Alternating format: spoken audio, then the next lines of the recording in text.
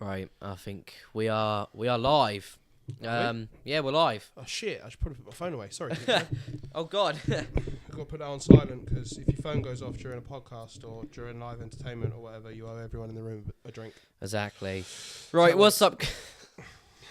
What's up, guys, and welcome to another episode of CM Radio. It's my weekly podcast that I release every Saturday on YouTube and Friday on SoundCloud. Now, we got someone here that we haven't had on in a while, Mr. Dave Harradine. Where? Of Lift Fit.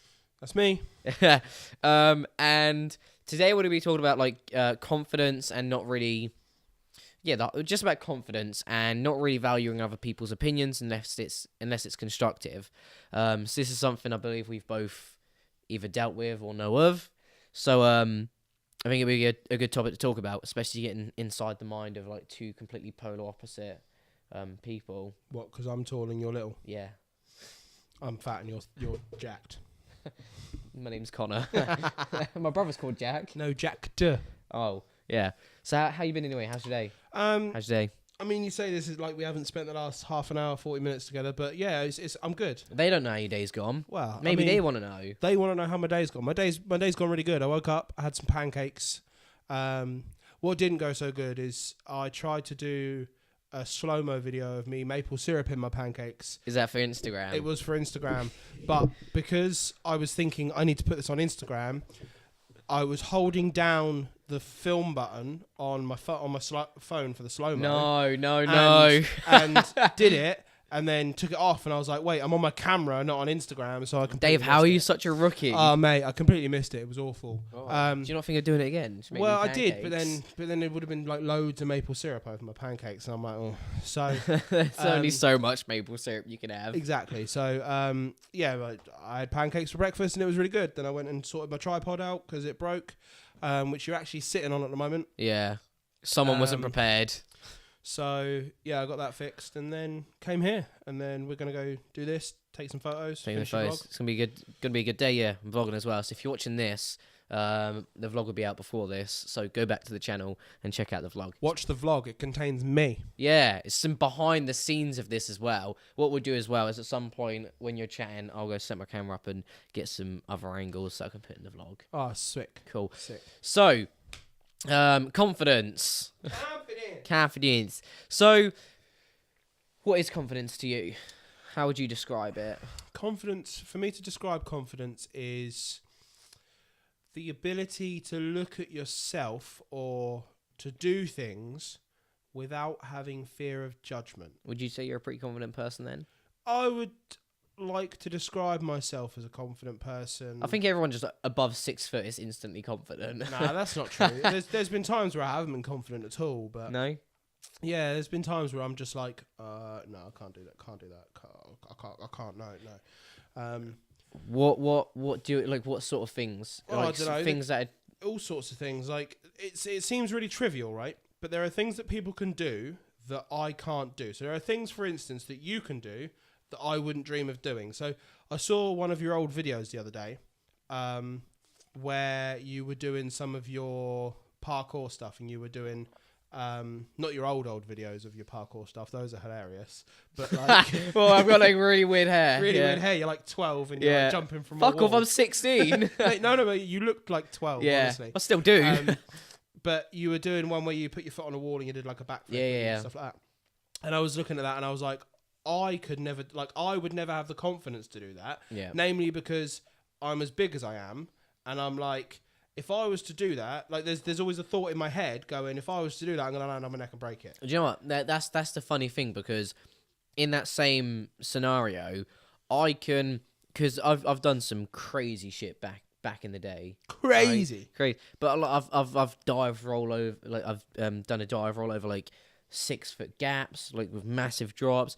I've done like backflips on the side of buildings. I've done handstands on the side of buildings. All of this stuff I do without second thought, because I'm like, I can do it. It's fine.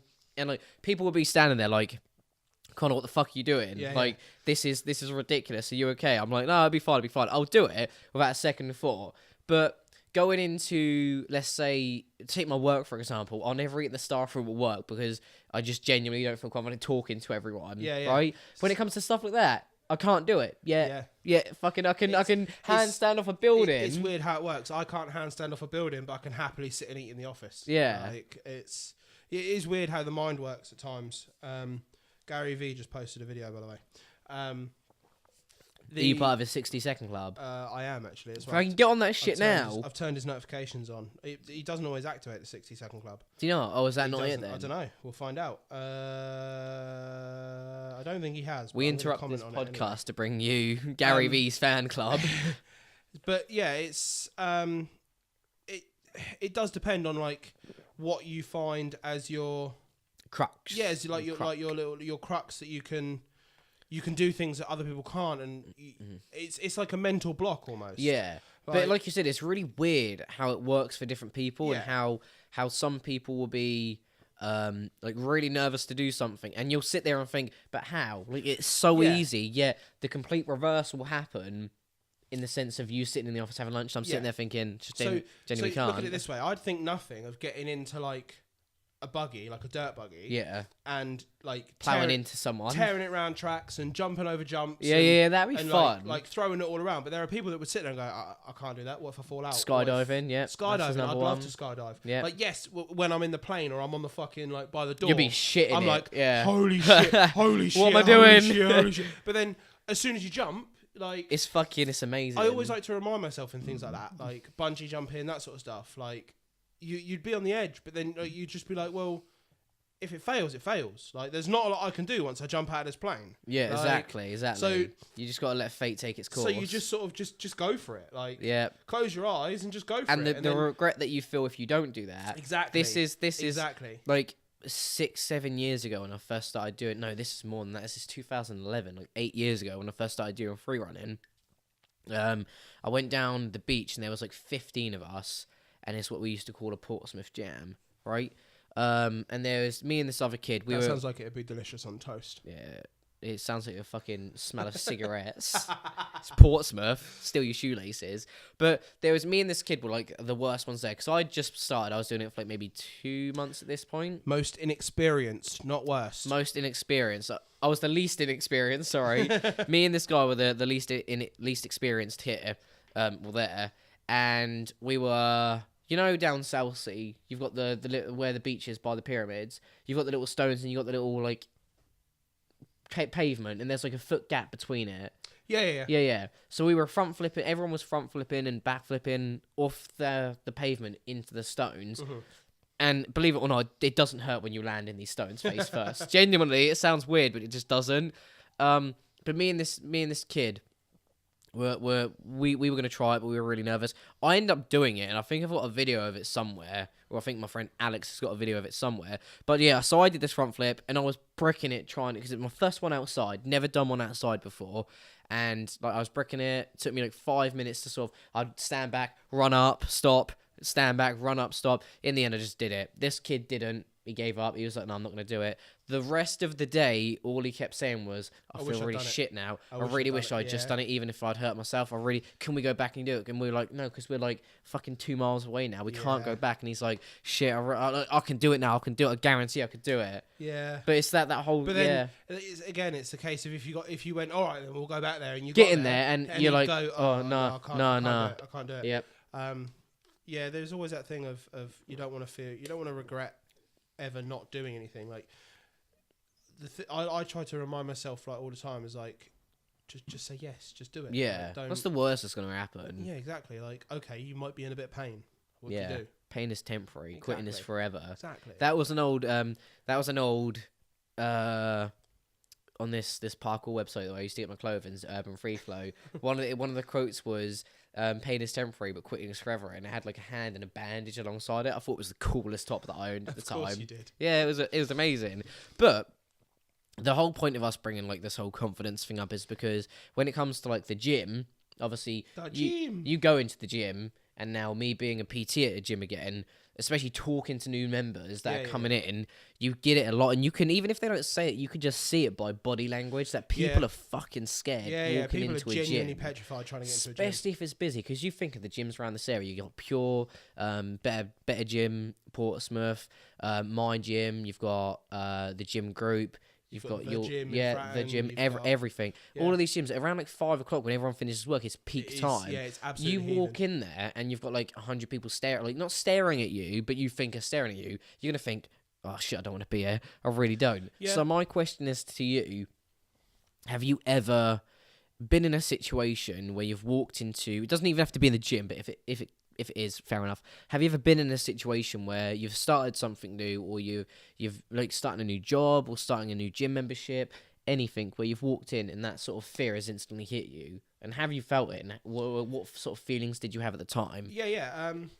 Just to backtrack a little bit, there's a quite a good story I wanna like tell. So I was going into the gym the other day, and there was a guy there, and he was I don't want to use the word fat, but he was overweight, and he was like, it was clearly coming to the gym for like one of the first times like that he'd either been to a gym, or the first time in a while that he'd been to the gym or whatever. And he was like stood by the little pods, so you use the pods to get into Pure. He was stood there, and he was just looking at his phone, to which I thought, oh, okay, maybe he's like looking for his code or whatever. But then he like stepped back from the pod, and there was quite a few people going in, so I sort of hung back a little bit, let other people go in front of me, and then I saw him like turn around to leave. So I sort of turned around to him. I was like, hey, mate, like, are you all right? And he just sort of looked at me, and like he had almost had tears in his eyes. And I was like, what's wrong? And he was like, he's like, I can't do it. He's like, I don't know what I'm doing. Like, I can't go in there because there's so many people in there, and I don't know what I'm doing. I'm gonna look like an idiot. So I literally spent 20 minutes, like, at the beginning of my workout. I was like, no, honestly, mate, like, my name's Dave. I introduced myself, and then I was like, right, look, honestly, come into the gym with me. I was like, we'll go through some stuff together, so that you know what you're doing, so you've got like a base understanding. I was like, I'll give you a couple of references you can like look up. I was like, so you can then like do it yourself. And I was like, if you ever see me in the gym, just come and say hello. Like, so if you don't know what you're doing, just come and see me. So were you training with Trevor at this point? Or was No, I was on my own. You? Yeah, I was on my own. So you just took him in there? Yeah. Showed him I a few literally things. just took him in, and I was like, look, I'll take you through what I'm doing today. Like, we'll go through a couple of What were bits. you training that day? I think it was just like accessory stuff. Yeah, but I was throwing in like some squats, pause deadlifts and stuff like that. So I just took him through like some really simple bits, and he was like, oh. And like at the end of it, he was like, thank you so much. Like, that's like, you have no idea how much this has helped me. So did you think you being there as a sort of safety blanket and someone with a bit of knowledge showing him? Yeah. Sort of like, did you see the transit, like, sort of set by set, exercise by exercise? Did you see him slowly go from this sort of shy person, nearly crying, nearly in tears, going into the gym to sort of this? Yeah. I saw him building up his confidence more and more, and like, by no means is he gonna like walk into the gym, start grinding, and take his top off, and start being like, "Hey babe, what's up?" Yeah, being like, a Brad Castleberry. Yeah. But he, hey Brad, he came like he sort of started to come into his own, and like he seemed a bit more comfortable in the gym, and like seemed like he knew what he was doing, like a little bit more than he did. And he managed to surprise himself, because I think that's the big thing. Is so many people. Like that, they underestimate how much they can actually do. Yeah, definitely. But he surprised himself, because I was like, right, we're gonna do this exercise, and he was like, oh yeah, I know how to do that, and he did it, and I was like, sweet. And then like after the 20 minutes, I was like, look, like I'm gonna like let you get on now. Like you can get on with, like, I've given you some tools, like you can get on now. And he was like, yeah, sweet. And he was like, I just wanted to say like a big thank you, because he would have gone in there, gone on a treadmill for 30 minutes, gone on a bike for 10 minutes, and then gone home. And now he's training in the weights area, and I've seen him in the gym like 7 or 8 times since then. Do you give each other the nods? Every time we look at each other, we're like, "You all right, mate?" And then I'm like, "Yeah, how you doing?" He's like, "Yeah, I'm good." Like, and I'm like, "What are you training today?" He's like, "I'm training this," and he's like gone on. I'm doing the same workout you showed me a few weeks ago. No, he's gone online, and he's picked up like programs, and he's learning how to do the exercises, and it's just really nice to see the progression. It's strange, isn't it? Like, just people need that extra push, that sort of safety blanket to give you that initial boost and confidence to get in there, because it can be very daunting. I've got a bit of a story as well. was when when me and Trevor used to train together in Portsmouth College. This is fucking years ago. Ask Travis about when we used to bench, right? when me and Travis used to bench, it was so funny because I don't know why, but we would always hold each other's feet when we benched because I always thought you had to have it on top of the bench, right? But every time Travis would bench, he'd make what I said looks like a fish face, and I would burst out laughing, and he would as well. Do you know what? Has he I know mentioned the face you're talking about. Yeah. Right? Ask him about it, because at some point I had to turn around and sit on his legs, so I wasn't looking at him. It was fucking hilarious. But Travis, by the way, is like my training partner now, and like one of Connor's friends, and used to be his training partner. Yeah, like 6 years ago. So we were going in there, like we went in there Monday to Thursday, 'cause it was closed on Friday. It was our college gym. Yeah. And it was amazing. It was some of the best. It's where I learned all of the shit about like that. It's where I really got my passion for fitness in. Yeah. So we used to go in there Monday to Thursday, and then we were making not significant, but you could tell we were making progress. We were both getting a little bit bigger. And our friend Tobin said, "Oh, can I come to the gym with you?" We were like, yeah, by all means. Bearing in mind, this is a gym that's maybe twice as long as my front room now, living room, and where the window ledge is, maybe half the size of this, with just one bench in, where you could do a barbell bench press and a little set of dumbbells. So it was fucking tiny. No squat rack or anything. No squat rack. They had one leg machine there, and it was a leg curl. They had no leg extension, nothing. It was but it was the most. I thought it was the best thing ever. So he came to the gym with us, and I remember this so well. Me and Trav went, because like it was like a corridor. Then you turn left. All the lockers are on the right hand side, and then you like walk in. It's like walking into a classroom, but it's a gym. Yeah. And we walked in there, and the gym was busy. There was 5 people, but for this gym, it was fucking busy. Yeah, for the size of the room, you're like stuck in like sardines. So we all walked in. Me and Trevor like got on the treadmill. We started warming up, and like my friend Tobin went, "Oh, I'm just gonna go to the toilet quick," and like 20 minutes later, we're like, fuck, unless he's going for like a really big poo, where's he gone? So I messaged him, and he's like, no, I've went home, I couldn't do it. And I was like, and that was my first experience of thinking why it's a gym. Because me and Travis, even though we were new, and there was this guy in there that always used to train that they used to call fucking Action Man because he was massive. Right. Well, he was massive then. I'm bigger than him now. But back then, I was like, shit, I want to be like you. Yeah. And he would always do like 80 kilos on the Smith machine as a bench press, like 4 or 5 reps, and I was like, I'll never be that good. 120. But anyway, so me and Travis, like, we didn't have a second thought, and I've been in that gym, and there was a time when we were benching like 10 kilo dumbbells, right? And we went, let's go to 17 and a half. And you can ask Travis about this as well, because I got the 17 and a halves. I sat on the bench, I kicked one up, the dumbbell pulled me to the side, and I fell off this bench. Everyone pissed themselves laughing, and me and Travis was there like, fucking that happened. Yeah. But we carried on. The next time, I was doing tricep pushdowns with a bar. Underneath the bar on this cable crossover machine, pulled the pin out, and the bar went on my head. Oh. Yeah. And again, everyone laughed at me, but this sort of, like, it never affected me. Yeah. Bearing in mind, you've seen photos of me back then. I was fucking skinny. I was little. I'm the same height now. I'm 5 foot. I was maybe like 5'2", 5'3" back then. I was skinny. I was little. I was not the most attractive person ever, so I had no reason to be confident. But I loved it. I knew what I was doing. I was in there because I knew at some point this would lead me somewhere where I wanted to be. And I think that's the thing is if you're passionate about it, and if you enjoy it, you'll put up with those things more than most. Like, yeah, massively. Like after you, like, so the other day when I was doing I say the other day, it was like 2 months ago, I tried to dump a 150 squat, didn't have pins in there, couldn't dump it, Trav couldn't lift it off me.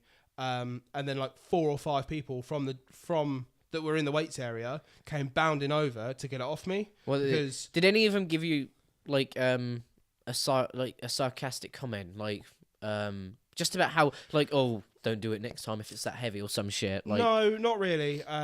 Which I think probably helped. There was one guy. Because I was there and I was like, mate, I feel like an absolute tit, and some guy just went, mate, it happens to all of us. Yeah, no, like, it does, you know, genuinely. And it's at that point you go, do you know what? Actually, yeah, it does. Like, but I mean, it wouldn't affect me even if someone had been like, huh, maybe you should put pins in there next time, or huh, maybe you should like squat a weight that you can squat. Yeah. Because I'd have just been like, shut up, mate. I'd have been like, Look on my Instagram. I'd just be like, shut up, I can squat your mum. Yeah.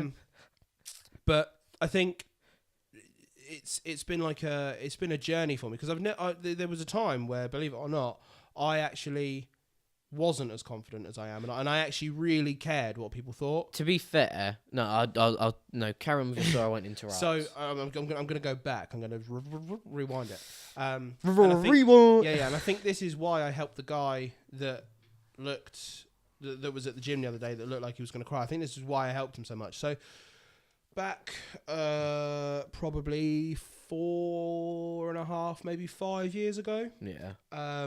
I left catering. I was a professional chef for 8 years, and I thought, this is going to be the job I'm going to do for life. Like, I'm so passionate about this. Like, I love it. This is what I'm going to do, like, forever. No one's going to tell me otherwise.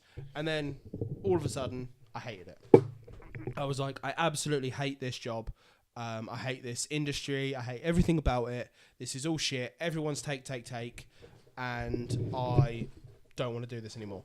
So I left a the best 2 rosette restaurant in the south of England. What's a rosette? A rosette is like an award for being good at like hospitality and catering. Almost, it's a bit below a Michelin star. Okay. So if you get, basically the idea is, if you can get 3 or 4 rosettes, you can get a Michelin star. So we had 2 rosettes, which is no small feat. Like, you can't just open up a restaurant and get a rosette. Yeah. You have to be doing good food. So I was like pretty peak. I'd worked in some of the best restaurants in London on stages, which is like placements. So it's like work experience, basically. Yeah. I'd worked in Michelin star places. I'd rubbed shoulders with like top quality chefs, and I was fucking good at what I did. And then I jacked it in because I didn't want to do it anymore, and I jacked it in to work at McDonald's, right? To which everyone that I spoke to was like, that's retarded. Yeah. Like, why? Like, you're going from being like backwards. a top flight chef to serving burgers. Yeah. Like, what the fuck are you doing? Flipping burgers, as they say. Like, what the fuck are you doing? That's a shit job. Like, you're a bell end. Like, what are you doing? So it's, like, it's all right. My 2 sisters don't work there. It's fine. That's how I met your sister. Yeah. And like, even my own family. Yeah. Were like, that's really disappointing. Yeah. Like, what are you that doing? must have been awful to like, hear that. Like, why are you doing that? Like, my mum was always really supportive. She was like, you know, you're not happy there. I'd rather see you happy. Yeah. Do what you want to do. She's worked for McDonald's before. She knows what it's like. So she's like, do what you want to do. At that point, I was probably one of the heaviest I've ever been.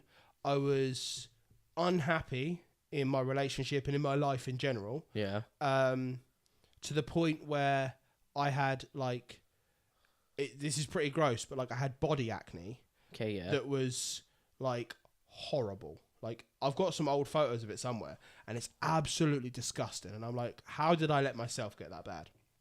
It's just weird when you think about it now, isn't it? It really is. Like, I was in a really, really, really bad place. So I then got a job at McDonald's, and I had a 2-week period from leaving this restaurant, hotel, to then starting at McDonald's, which is the worst thing I think I could have ever done. It gave you time to think. It gave me time to sit there and be like, shit. And listen to everyone else.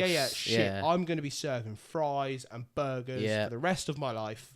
And I tried to remain as positive as possible. And There's only so much, and I was like, it's going to be fine because I'm only going to be here for a little while, and then I'm going to find something else. I'm going to do like my PT course. I'm going to do this. I'm going to do that. And I never did any of it.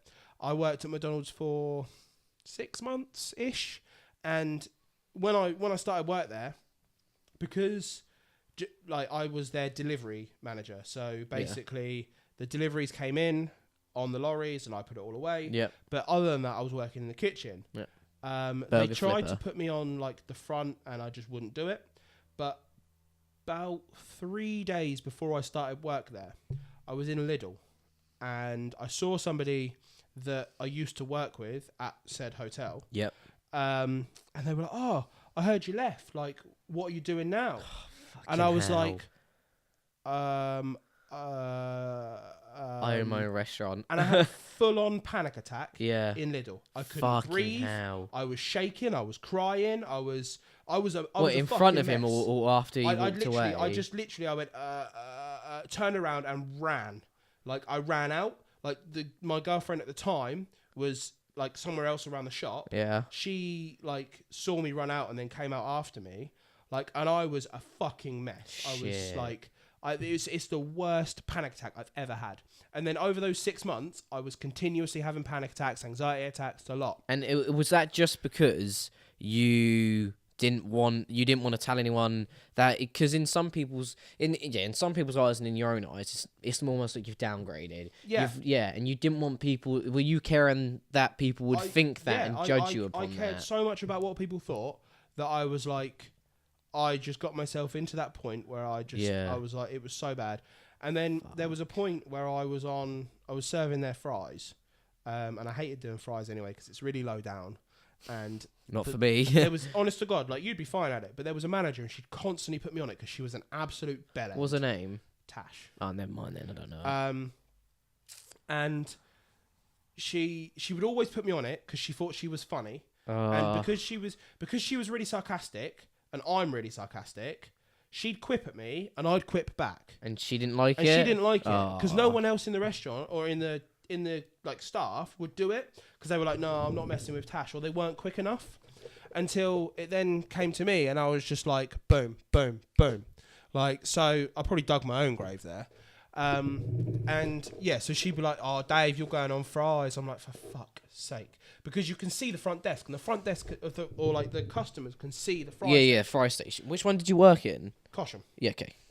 Yeah, they can, can't they? It's literally it's right literally in the there. eyes. And when I was doing it, the one time that I actually did it properly, and I was actually like on it for longer than 10 minutes before walking off. Yeah. I saw about 8 people that you knew that I knew. Yeah.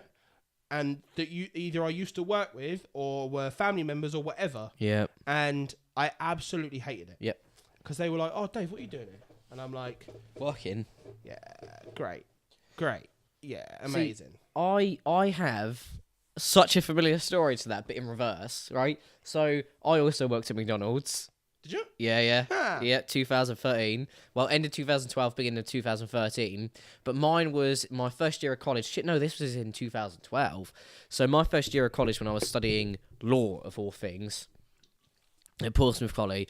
Did you make an OnlyFans account as well? No, not then. So I was studying critical thinking, criminology, classical civilization, which is bullshit, and English language. So I loved English, and I was pretty good at it. But and again, this is when I was going to the gym as well. Because I would find myself in the gym and not doing coursework, I never my English class, I didn't hand a single piece of work in, and I got kicked off the course, right? That was my favourite subject, right? I was failing all these subjects, failing. Ended up dropping out of college a few months before we passed until the end of the year, and applied for... I remember I was sitting at my ex-girlfriend's house, and I applied for Highbury College to do their level. It was the first year that they were doing a fitness qualification course. So I applied for that, but I had nothing to do in the meantime, had no job. So my sister got me a job at McDonald's because she was a manager there. Yeah. So I started working at McDonald's, and the same thing happened. I didn't give a shit at the time, the fact that I was working at McDonald's. I was just thinking, I'm earning money every 2 weeks. I fucking love it. Yeah. Right? But it was... So there would be people... I remember it as well. In my criminology class, there was this girl. She was also in my critical thinking class. She was really switched on, really brainy. She came into McDonald's when I was working there, and she was like, she said the same thing, "What you doing here?" And I was like, "Oh, working." She was like, "I haven't seen you in class lately." And I was like, "Oh, I don't go to college anymore." And then so I don't think she gave me a judgmental look, but it kind of felt like it. It feels like it. So she went off, and I was sitting there at my break, and I was like, so I've went from doing law at college to working in McDonald's. The top person in the class has just come in, and I instantly thought, I'm that guy in the friendship group that drops out and fucks themselves over. I was like, I'm going to be here for the rest of my life. And mate, I was doing the exact same thing. It's one of those things where you sit there and you're constantly like, my God, is this me forever? Yeah. Like, and I gained because I was on I was on the front, so we were doing like fries and shit. Yeah, and at the yeah. end of the night, I don't know if you ever did a close, but everything that was Yeah, left yeah, over, yeah. we would eat. Yeah. But I remember being on My fire. favourite thing was finishing at like 10 Yeah. because the store closed and they were just getting rid of everything. Like you finish at 10 and you're just like, yeah, I'll take that. I'll take Yeah, that. I'll take everything, all these burgers. But I gained a lot of weight. Yeah, I gained a lot. I stopped going to the gym with Trav because obviously I wasn't at college anymore. And then, yeah, so that just happened. And then like and then it got to a point where I didn't like working there because a lot of the people there would abuse me, and almost it was bullying. Yeah, I got bullied there. Yeah. It's a very like kitchens in general are that mentality, but it's so much worse in like a McDonald's Fast food. because you've got people there that have been there for however many years, and they're so good at the automated process that is McDonald's. Yeah. They're just constantly taking a piss at you. Yeah. And you're like, what are you doing? Yeah, and I remember the day that I left was like I was working on front, and there was these two managers, and they would just always hammer into me. Yeah. Always. And I was up on break. I was like, you know what? I was like, I don't fucking want this. So I just rode my bike. I left, rode my bike, rode it to my friend Dave's, and I got a call like halfway home, and it was my manager. And he was like, mate, where are you? I was like, well, I've left. He was like, what? I was like, yeah, I've left. No, I quit. Bye. Hung up. And then, funny enough, my sister was our big manager, was the store manager. Yeah. So when I got home that night, she was there seeing my family. She was like, well, what happened? So I told her, and she went fucking mad. Not me. She went in the next day and like proper grilled these two managers. She was like, you can't be doing that. Because they made homophobic... Look, I'm not gay. I'm not into men, and I never was. But they kept making homophobic comments to me because I would go to the gym. Yeah. Because of the clothes that I wore. And it really hit me. And then after I left, that's when it sort of hit me. I was like... fuck. And like my process wasn't like yours where I would feel shit while working there. Mine was I felt shit afterwards. I felt shit all the time. It really afterwards, after I finished working there, from there until I really got into the stride of doing like my gym again and getting back into my fitness, I was just always thinking, I'm not good enough, this is shit, people. But my judgment was, well, I've quit the job, and my sister started working there, my younger sister, and everyone was saying how she was better than me at the job, and I just felt, well, I'm shit at the job, aren't I? I'm shit at everything, can't do this, can't do that, I've had to leave, I'm a weak person, but it's fucking mad. Yeah, I mean... But never felt that in the gym. Not once have I ever felt that walking into any gym. And there are blokes bigger than me, and I don't give a shit. I don't think I've ever felt... I don't think I could walk into a gym and feel intimidated nowadays. No. It's just... I mean, there are situations where I could, but from what I can tell, I feel like I have enough knowledge now in the gym that I can walk in there and just get on with the workout. Yeah. Like, if I don't want to talk to anyone, I don't have to talk to anyone. If I want to introduce myself to people, I'll introduce myself to people. Nice and easy. Like when I left McDonald's, I then went back into catering. Funnily enough, it was that stigma. It was the stigma that I think it took me back into it because I went, like, a job approached me and they were like, "Oh, we've seen your CV. Like, we really want you to come work here." And it was a pub, and they offered me all of this stuff, and I was like, "Yeah, great, sweet, this would be amazing. Let's do it." And like around that time, it seemed really good because around that time, I passed my driving test. I got my first car. Like, life was fucking amazing. And I was what you don't realise is Dave is a 32-year-old man. I'm 26, all right? Fuck off. So yeah, everything was like amazing. And I was like, yeah, this is brilliant. Like, I'm now going to do like all of this stuff and it's going to be amazing and great and fantastic. And then 3 months in, I was like, I don't want to do this. No. I hate this. Yeah. And it just reaffirmed for me that I never, ever, ever want to go back into that industry. Catering, yeah. Like, I could quite happily go back into do a it kitchen easily. And I could do all of the stuff I used to do, but I don't want to. No. So I then got a job in a call centre, and I now transitioned from the call centre to like an office job. And I've taken a roundabout way to get there, but I'm starting to get back on my feet. Yeah, the process is same thing with me as well. So the process takes a while. I took a job as a duty manager for this really shit gym. He said duty.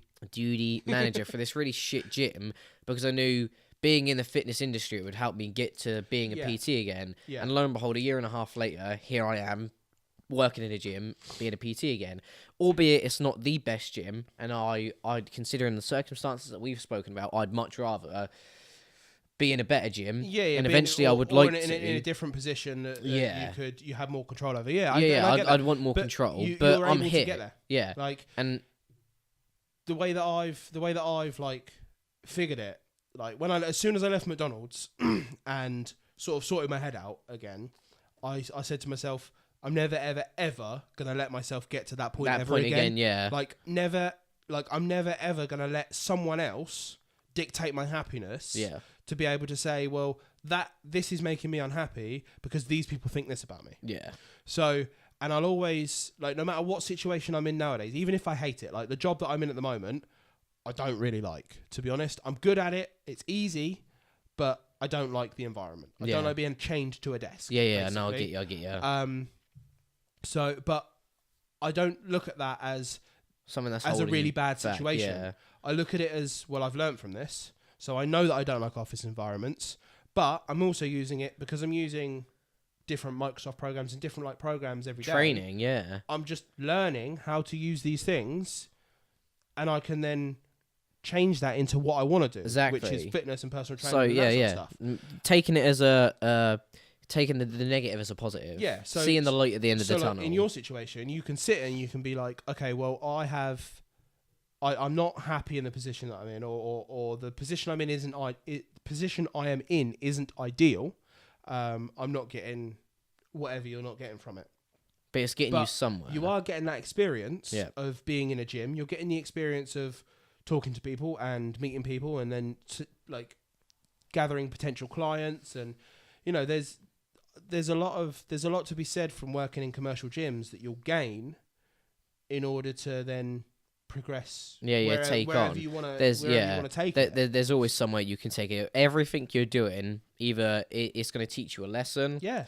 It's going to teach you new skills. It's going to help you connect with people, because you never know. The job you're in, you could meet someone. Like, take us, for example. You got this job in a call centre, and I only know you for our friend. Yeah, exactly. So, and we've got like loads of common interests. Exactly. We had a mutual friend, and because me and him got on so well, I then met you. I met our other mutual friend, Mike, who weirdly enough lived in the house opposite me for a year, and I didn't know about him. Yeah. And we've got common interests. I met my girlfriend like in that job. So to sit there and say, "Oh, working in a call center is shit." Well, it's not. The job itself, it might be a bit monotonous and boring. Like you're phoning people, or people are phoning you and they're having a moan or whatever. But at the end of the day, it's your outlook on it. Like one of my favourite quotes is the situation or the problem isn't the problem. Your view of the problem is the problem. Yeah. So to solve a problem, 90% of it is your attitude towards it. So if you look at a problem like, this is a problem, this is the worst thing ever. This is affecting me, like, blah, blah, blah. I'm so hung up about this bit. You're never going to fix it. I know people that it seems, when you talk to them, that it seems that they enjoy moaning. Oh my God, being yes. Unhappy, and they're like, they just they'll just message you moaning things. Like I get a text from someone that just says, "Ugh." I'm like, What are you moaning about? Why are you urging me? Yeah. And then they'll be like, I'm having such a bad day. We'll turn it into a good day then. Why are you having a bad day? Well, because this didn't go right, and this didn't go right, and this didn't go right. Okay. Have you got a roof over your head? Well, yeah. All right. Have you got breath in your lungs? Yeah. Do your legs work? Yeah.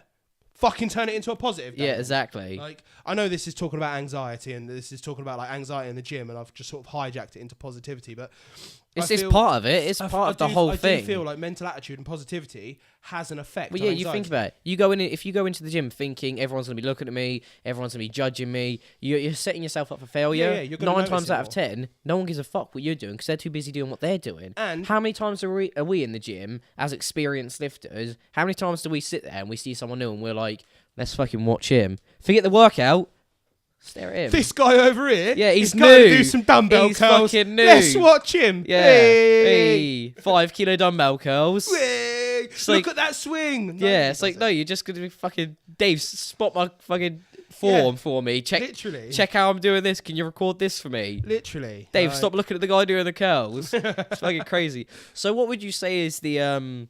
However, I will say it is a little bit different for females going into the gym than guys going into the gym. Yes, because if you are a female, I won't lie, men look at women in the gym. Yeah. Because they're like... We don't, because we have respect. There's a woman in the gym. Like, I'm not going to say that, like, if someone walks past me in the gym, yeah, I'm going to look at them. Like, I'm not going to judge them, but they'll walk past me and I'll be like, oh, look, someone walked past me. Whatever. Yeah. But men do leer at women in the gym. I think there's, However, the best way you can combat that is go into the weights area and start fucking shit up. There is nothing that will intimidate a guy more than a girl that perfectly deadlifts better than them. Over 80 kilos. Yeah. They'll sit there and they'll be like, oh, she knows how to deadlift. Or they'll come up to you and they'll be like, love, do you want some form tips? And then you can be like, let me help you no, I'm good, thanks. No, what you need to do is, and you just literally need to repeat, no, well, do you need some form tips? And they'll be like, no, but do you? Yeah, literally. But no, there is a massive difference between women getting into the gym and men, because obviously women in the rates area, men do fucking stare. I was at the gym today, and this girl walked past behind the mirrors, and she was wearing Gymshark shit, but it was like fucking mini shorts and just a bralette. I'm not gonna lie, she walked past, I looked, I was like, that's fucking little clothing for the gym, and I was like, here's the thing though, right? People demonise people checking other people out, like in a way of like, oh yeah, they're all right. Yeah. But girls do it to guys. Yeah. Guys do it to girls. Yeah. It's a natural thing for humans to be like, oh, you're attractive. Right. Yeah. But the funny thing was, so she walked past, and I just because I was turning my head, I was like, she's wearing little clothing for the gym, and I was like, she's hot, she's got a nice figure. That was it. Went straight back to doing my Romanian deadlifts. As I was doing my set, fucking every guy in this little weights area was looking in the mirror, following her. And I was like, listen, there's a big difference between, someone's got a nice physique, they're attractive, fair enough. Back to my training. But then there's a difference between, hold up, I'm not... more rest time and staring at them. It's boys, stop your sets. We're gonna look at her. Yeah, like what's it gonna accomplish? They don't give a shit. Just get on with your own shit. Trend squad. Yeah, but it's so I want to say creepy and weird because it's like, why would you just stare at someone? Because they know. Yeah. You may think, I'm being really sly, but they know, and people around you know if your fucking head's turning. You are not being sly. Yeah. But obviously we're not women, so we can't stress it. We can't talk about the whole details about like what it's like going into the gym. Maybe we can get a woman on. Maybe we'll get Ellen on at some point. Maybe. And talk to her about it. Here's the thing. If you are a female and you are ever working out in the same gym as me, and some guy is staring at you and you don't want him staring at you, just come up to me and be like, this guy's staring at me. And I will literally just walk up to him and be like, are you staring at her? Yeah. Like, because I don't give a shit. As soon as you call them out as well, they'll be like, no, I'll literally be like, look, mate, I don't want to make a thing of it, but, like, focus on your workout and stop staring at her. You're making her uncomfortable. Yeah. Like, that doesn't bother me. Like, I will happily pull someone aside and be like, mate, come on. So, women, we will have a podcast for you at some point talking about, with another female, about Another female? Yeah, no, you're not saying you're a female. With a female, talking about the whole sort of ins and outs and what it's really like. Because obviously, me and Dave don't really know. Yeah, we'll get a female on, and we'll get some female tips on how to block it out. Yeah. At the end of the day, if you don't pay attention to it, then it's not really going to affect you as much as if you did pay attention. It's again, even though it isn't your fault, it's what Dave was saying about the problem isn't the problem, it's your view. So if you think it's a big deal, people are looking at you. I would just see it as a bit thinking, I'm attractive, people are liking my form or my physique. There we go. It means I'm doing something right. Yeah. So, on the topic of criticism now, what would you say the big difference is between constructive criticism and just criticism in general? I mean, constructive. How do you know what to listen to? Well, so if somebody says to me, "Your form's shit," that's bollocks. Yeah. What do I learn from that? If somebody says to me, "Okay, your form's a bit off. If you widen your feet and if you lower the bar down your back, you'll get a better squat," I'll be like, that's constructive criticism. Yeah. He's saying, I'm stood too narrow, I'm too high bar on the squat. If I can get a low bar and I can open my stance a little bit, I'll get a better squat. So what would you say to people that don't really that can't differentiate between the two? If someone's just being negative, and they're just outright slamming you for something, don't listen to that. No. If somebody's saying you could probably work on this, then you can go, well, okay, I could work on that. So, and then it's up to you whether or not you want to listen to that. Yeah, and it's the same thing as if you want to give criticism, because there's a big difference between, like, some of it's down to, like, attitude, language, how you speak, and like your body language. It all plays a part in the whole criticism side of things. Like, so you don't want to, especially if you're giving it, you don't want to make someone feel like you're attacking them. So maybe going in with, like, what they call a shit sandwich. Yeah, I like what you're doing. You could do this, and that will make you progress this much faster. Yeah, so that is something that you want to try and aim for. But going in thinking, just going in, even like with your photography, like the fact that you're getting better photos now, and they have gotten a lot better. But if I looked at your old ones and was like, Dave, what the fuck are you doing? Your pictures are shit. You've got a new camera. Why aren't you taking better pictures? Well, so that's just gonna make me look like a bit of a prick. That's. But I'm then not going to listen to that. Well, I mean, I say I'll not listen. It will go in, and I'm sure it will sit somewhere. But then I'll just be like, well, what the fuck are you doing? What the fuck was the point in that? Yeah. Like, whereas, you've literally gone out just to to degrade me. Yeah. And most people, more often than not, it's because they feel somewhat insignificant with themselves. Yeah, they feel insecure. Or they're just type of a person. There's something insecure about themselves. Or they could just be a bully. But yeah, I think even with any kind of criticism and praise, you shouldn't hold on to it for too long. No. So don't, if someone criticizes you, okay, don't let it affect you. But also, if someone praises you, don't let it go to your head. Yeah, because you don't want to be too high up on that horse, and you don't want to be in the shitter for too long. Yeah, you want to kind of keep a nice even keel. You want to keep like level and down to earth and stuff like that. So, yes, take on board constructive criticism. So, I'm in a photography group, and I'll post a picture up there, and someone will be like, "Okay, well, you could have done this, or you could have done that. You could have done this, you could have done that." And I was like, cool, I can work with that. So next time I can be better. Yeah, not just However, if that person just went, that's shit. What are you doing? What did I learn from that? Or just writing ha. How am I going to get better from that? Yeah. And that's the difference between constructive and non-constructive criticism. Yep, exactly. Yep. Basically, if someone's being a dick, just be like... Yep. In the way, you've seen Hot Fuzz? Exactly. Jog on. Exactly. I love Hot Fuzz. I thought you were going to come out with like, how'd you know it was a murder? Just a completely murder? Quote. No, really? Yeah. Of course it fucking was. Just like a completely unrelated quote. The best scene of that film is the best scene in Hot Fuzz is definitely when they're swearing at each other and they just putting the money in the pound box. Yeah. Leslie Taylor was fucking murdered. Change the fucking record. That's a good film. I'm really disappointed that they finished the trilogy off with World's End. See, I've still not seen it. Oh, don't, mate. Don't. Yeah. Just Hot Fuzz. Hot Fuzz, Shaun of the Dead are amazing. Apparently, there's supposed to be a Shaun of the Dead 2 coming out. Seriously? I could be wrong. That would be amazing. I think I heard somewhere that it was in pre-production or that'd be good. That'd be good. Or something. That'd be good. I really enjoy that because Hot Fuzz, we tried watching it as like a household the other week, and I was just quoting line for line, and my roommate's like, we got halfway through. Not even that. We got up to the where they're in the pub, and they're walking out going, dooby dooby dooby dooby dooby, and then my roommate's like, oh, I can't do this. Turn it off. I was like, put on Hot Fuzz. I don't know that one as much. But is there anything you want to finish off on? Any final notes?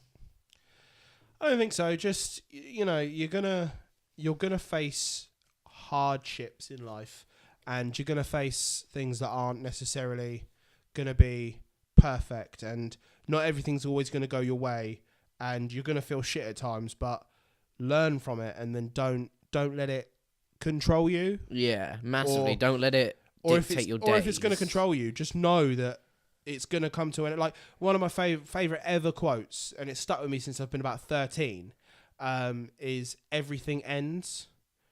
I took that from a Jimi Hendrix lyric. There's a Jimi Hendrix lyric called then it says, "Even castles made of sand eventually fall to the sea." Yeah.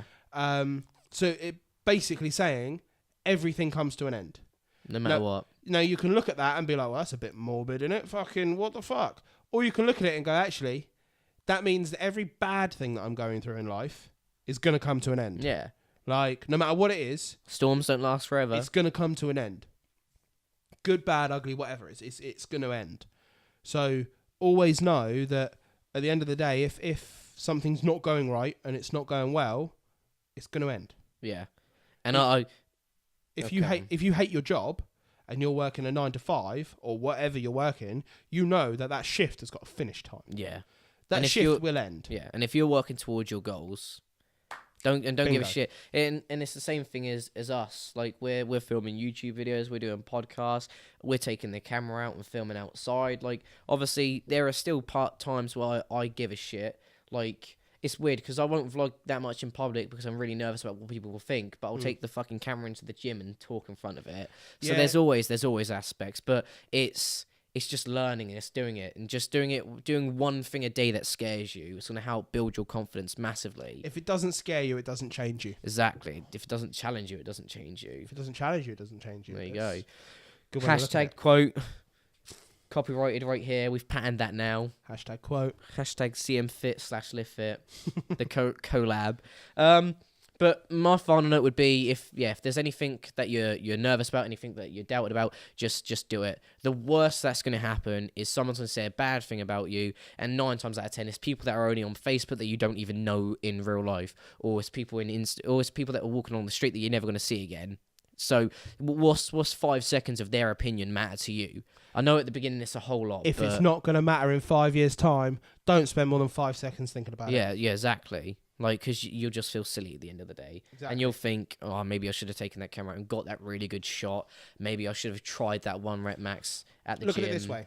In 5 years' time, are you going to be thinking about, oh, shit, someone laughed at me while I was filming? Or are you going to be thinking, really glad I got that shot? Yeah. You know.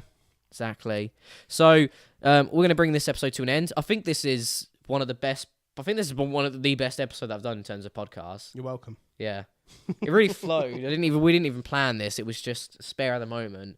I reckon it went really, really well. It's because we're like this. Yeah. We're synced. And we're both insecure little fucks. Why did Daddy This isn't leave? going on YouTube, is it? Why did Daddy leave? But I hope you liked this episode, guys. Tune in next week for another CM Radio. I think that'll be like episode 13 it will be. Wow. 13 of them, yeah. 13 consistency. No, it's not consistent. This is mate, I missed the upload yesterday because I've been working all week and I just genuinely didn't have time to not working, grinding. Literally, I did my 40 hours, PT on top of that. I recorded 2 videos, edited them, recorded the vlog. I was like, I haven't got time to do a podcast. Get on his level. Yeah. So I'm trying to do it as much as possible. So tune in next week where there'll definitely be an episode. Sorry that fact there wasn't one last week, but this made up for it because it was really good and it was like an hour long. And remember to smile. Yeah, smile at a stranger. No, just smile more. Yeah. If you smile more, you feel happier. Yeah, definitely. Smile more. Life is not that bad. Yeah, exactly. So hope you enjoyed this episode, guys. Leave us a comment about any other topics that you want to hear us talk about. Leave a like. The more likes you get, the more chance that Dave is to appear on the podcast again. Despite the fact that I only have 2 people that come on anyway, so he'll be here regardless. Just give me some likes. The numbers validate me. I get validation from the numerical numbers. So just drop a comment for any topics do you want to hear. If you're listening on the SoundCloud, please share it.